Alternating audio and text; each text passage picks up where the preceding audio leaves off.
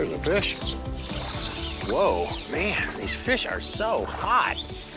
You know, there are lots of ways to catch fish on nymphs and wet flies. People have been swinging wet flies for hundreds of years.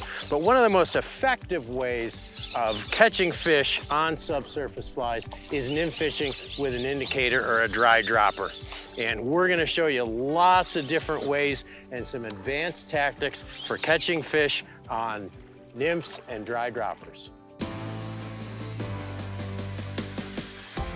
Oh yeah, nice fish!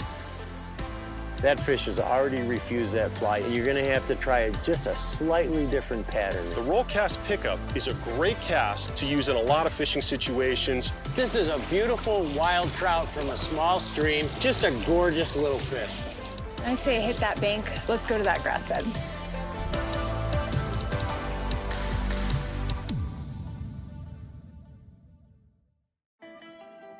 The ultimate guide to fly fishing is supported by Orvis Fly Fishing,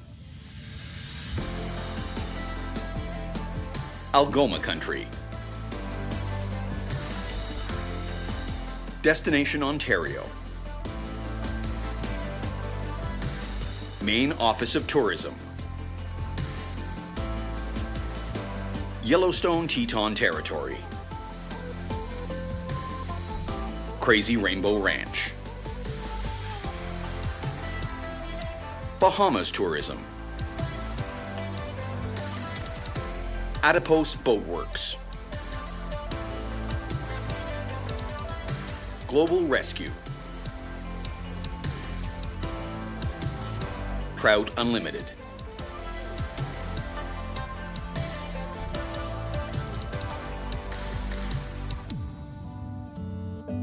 Remember sitting on a dock fishing a worm? You may still do it now, either for your own fun, on a lazy afternoon, or with your kids. Fly fishing with some kind of indicator is just slightly more sophisticated than bobber fishing.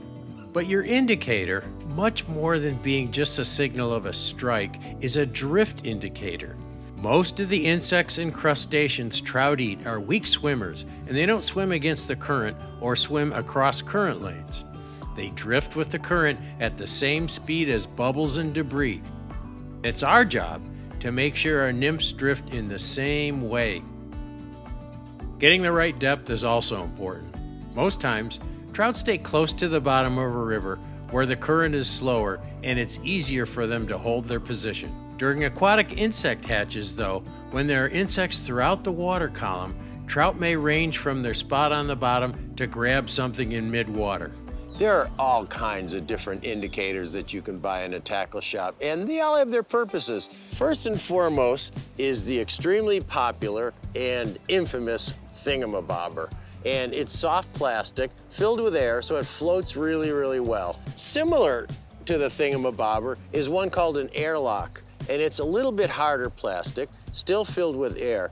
And then there's yarn indicators, one of my favorites. The nice thing about yarn indicator is you make them yourself. So you can make a yarn indicator as small or as large as you want. Another advantage is it's biodegradable. It's sheep's wool. So that if you lose this on the stream, no big deal. It's biodegradable just like any animal fur. So for slow water like this, flatter water, I really like a yarn indicator if I'm gonna use an indicator at all. The yarn is much easier to cast, it's less air resistant, it lands a lot lighter on the water, and also yarn indicators are so much more sensitive than the hard plastic ones. One of the most effective and subtle ways you can fish with a nymph is to use a dry fly for your indicator. We call it a dry dropper. And you just tie on a big, fairly visible, high-floating dry fly. You tie a piece of tippet on the bend of that hook, and you put a nymph underneath it. Now you have to be careful, you can't use a super heavy nymph because it'll drown the dry fly.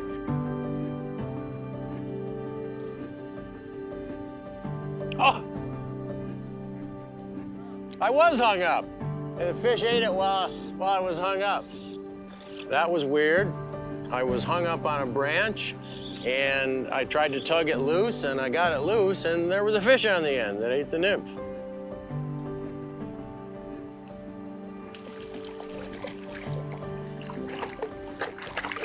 fat fish.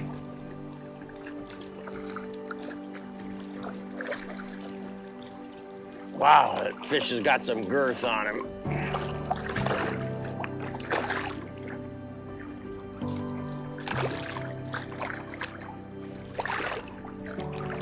Of course, the added bonus is that you might also catch a fish on a dry, and you get to use 2 different kinds of flies at once.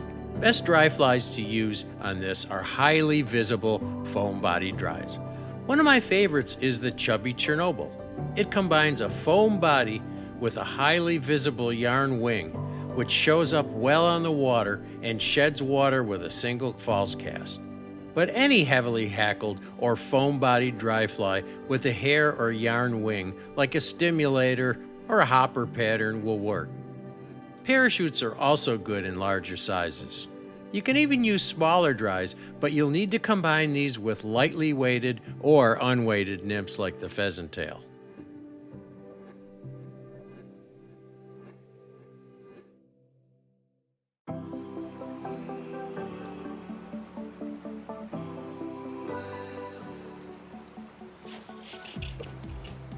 On the big nymph again. Yeah, you always want to try to use as small an indicator as you can get away with. This big indicator I have here is just way too heavy for this water. So go with an indicator that's big enough to float the flies, but not so big that it's going to make a big splat on the water. The size of the indicator is based on 2 things: the weight of the flies and or weights on the leader you're using, and also how visible it is. Smaller indicators are sometimes hard to see in heavy water, and if your flies and weight are too heavy, a small one can get pulled under quickly. If you can't see your indicator, or if it sinks right away, switch to a bigger one. The color of your indicator is a personal decision based on how well you see and water conditions. In heavy water, you might choose the one you think is most visible. But in heavily fished areas, sometimes fish are frightened or suspicious of brightly colored indicators.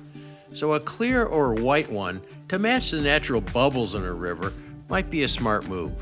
The placement of an indicator on your leader is critical. A good rule of thumb, especially in faster water, is to set your indicator about 1.5 to 2 times the water depth above your first fly or weight. The faster the water, the more you want to favor a longer depth. And conversely, in really slow water, you might need to set your indicator at just about the water depth, especially with heavier flies. Once you set your indicator initially, it's likely you'll have to move it. You can gauge this by looking at a number of things. First, you should be occasionally snagging bottom. Or you should see the indicator ticking along the bottom. It looks like the indicator is stuttering a bit. If this is not happening every half dozen drifts, you know you're not getting deep enough and need to move your indicator up the leader 3 to 6 inches closer to the rod tip. You should be getting snagged. And if you're not losing flies, you're probably not fishing deep enough. On the other hand, if you're getting hung up too frequently, every 2 or 3 casts, it's time to raise the indicator a few inches to move your flies a bit off the bottom. Besides your indicator height, you should also adjust the weight of your flies.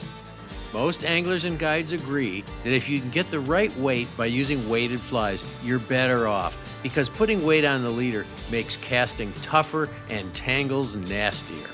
Of course, to further fine-tune your weight, you can add weight on the leader to add sink rate to your flies. We'll deal with added weight on the leader shortly. Most people fish 2 nymphs at a time, where it is legal to use 2 flies.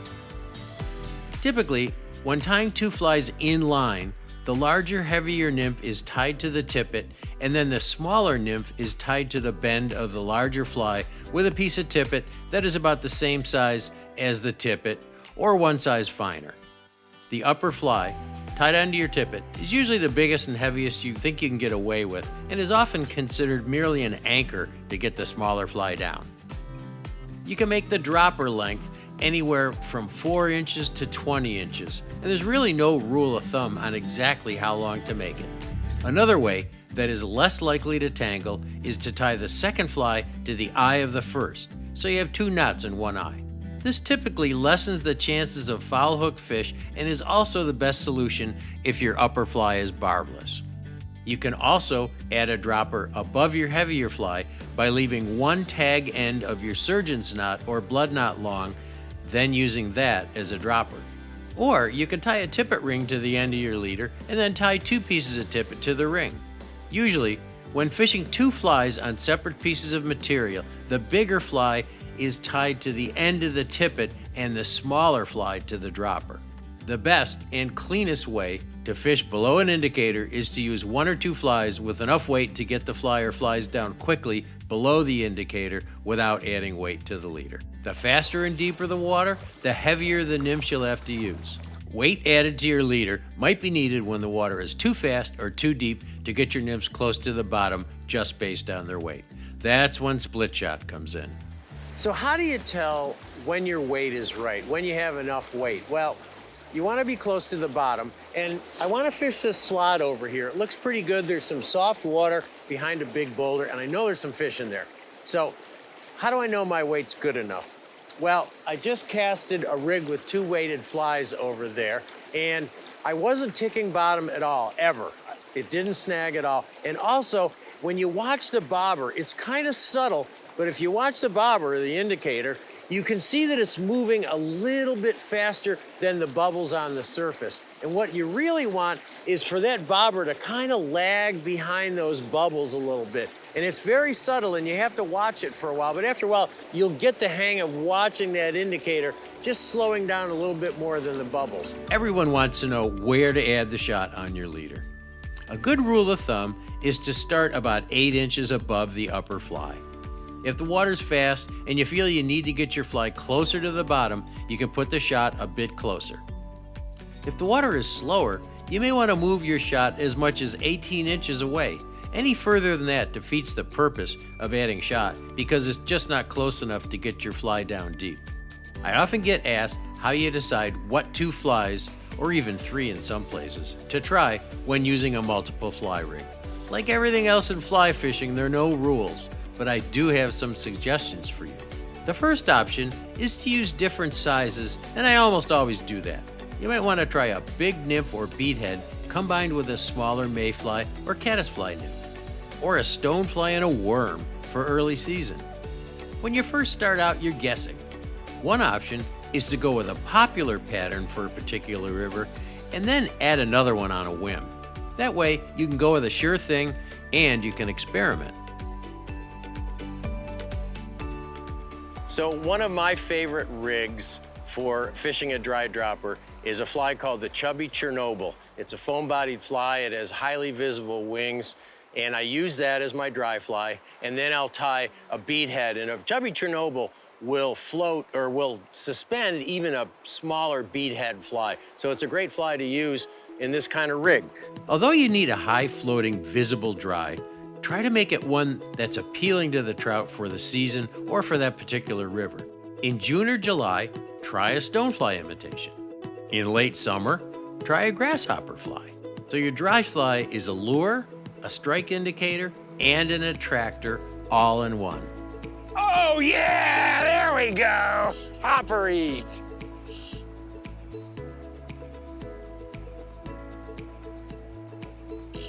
Well, we've been fishing a dry dropper for about 2 hours, a hopper and a nymph, and we got 1 fish on the nymph, but we finally got a fish to eat the hopper. So we've been waiting for the surface eat, and nice rainbow ate the hopper.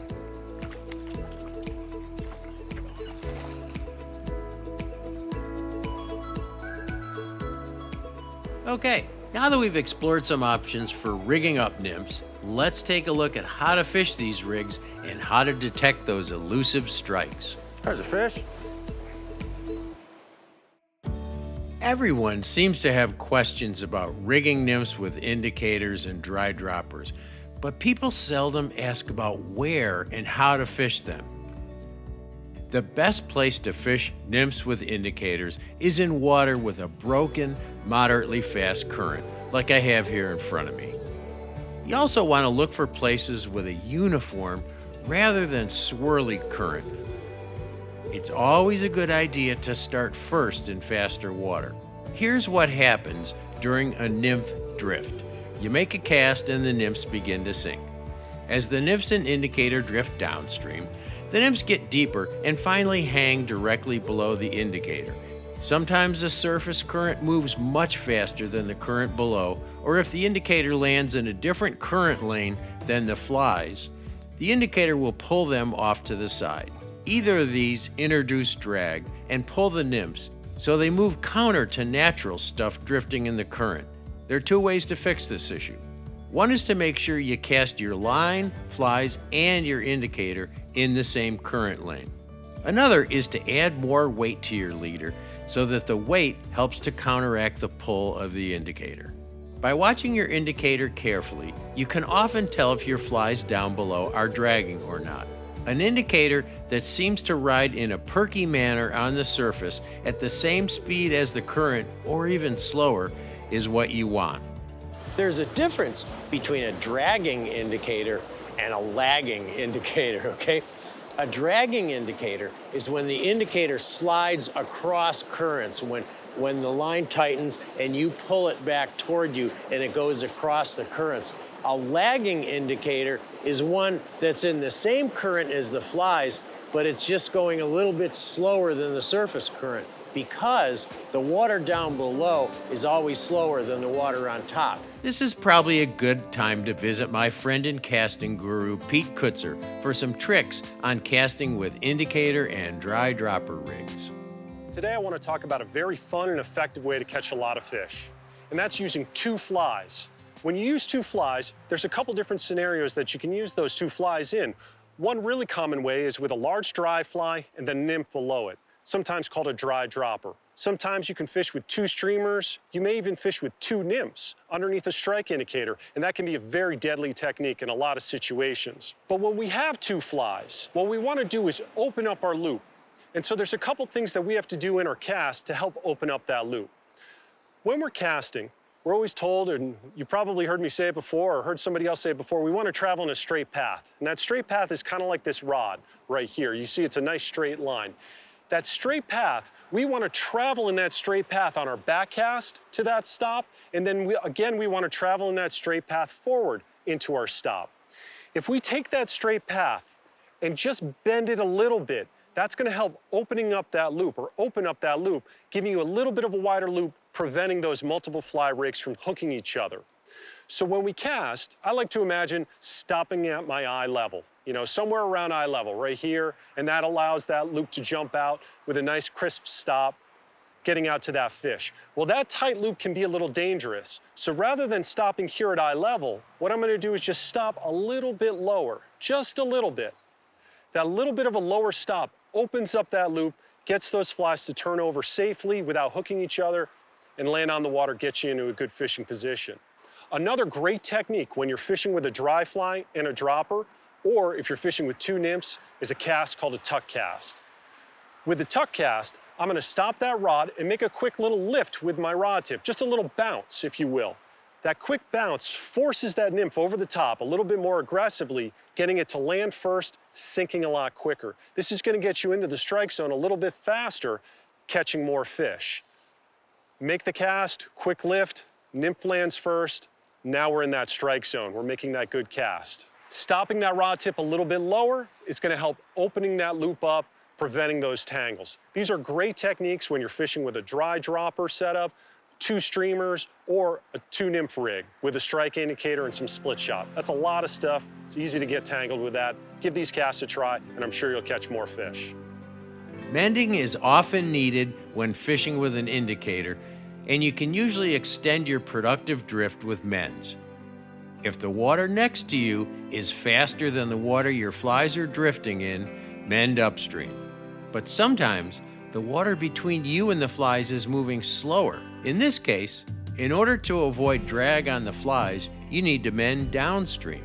You can never be quite sure when a fish takes your fly when using an indicator. As a friend of mine often says, hook sets are free. Also, the faster the water, the harder the take, because the fish are grabbing something that's moving faster, and in this kind of water, the indicator will sometimes even plunge underwater, just like a real bobber. In slower water, the take might be more subtle and could be just a minor hesitation. When fishing with a dry dropper, strikes will not be as apparent as when fishing with an indicator because the fly just gets pulled under. So when using this kind of rig, anytime your dry even begins to sink, you need to set the hook. Here's one final nymph fishing trick. If you have trouble with drag and tricky currents, try the 2 indicator system. Here you take 2 relatively small indicators of different colors and attach them from 8 to 15 inches apart, with the one closest to your flies at the point you would normally set it for a particular depth. Fishing with an indicator is about the most productive way to fish most waters, but that doesn't mean you'll land all of them. What happened there was the fish got downstream of me, and it's really hard when they're pulling, when their mouth is facing straight upstream and you're yanking them back up. The small hooks like these little tiny nymphs I've got on are gonna pull out. Much nicer. That's the way I like it. Stay upstream of me so you don't get off. That fish took on the swing, which doesn't always happen with an indicator.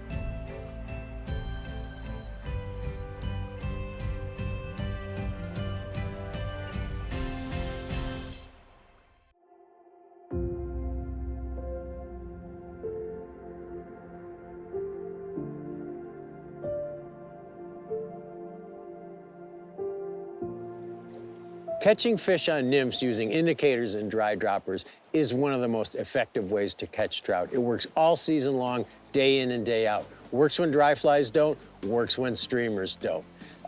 There's a bit of jargon involved, and there's almost sometimes a sixth sense involved in knowing when the fish take the fly, but you'll get it, and you may come up with your own way of fishing nymphs.